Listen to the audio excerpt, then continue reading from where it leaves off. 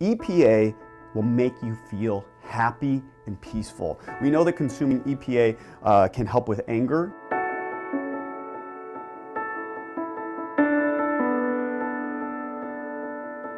Omega-3 fatty acids are one of the most important things that you can give your brain.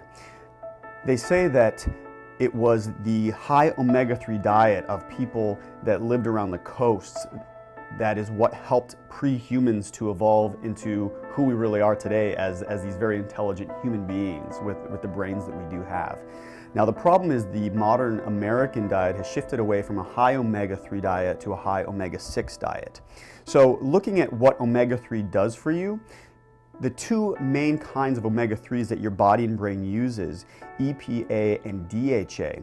EPA will make you feel happy and peaceful. We know that consuming EPA can help with anger. It can result in a 20% reduction in anxiety. So it really does wonders for your mood, right? The other kind of omega-3 DHA is very good for intelligence. We know that kids who take DHA actually score higher on intelligence tests. It actually helps with our working memory for adults. So if you are having some problems with scatterbrain and you're not remembering things as much, you're probably not getting as much DHA. Now there's that third kind of omega-3 that is found in a lot of things like kombucha and some sources that are non-fish sources, like some of these pastas that are enriched with things like flaxseed, right? Well, the only problem with ALAs is that they are not what is actually used in the body and the brain. ALAs have to convert into EPA and DHA before they are used. What's very interesting is that we believe that the level of estrogen affects how well you convert that ALA into DHA and EPA.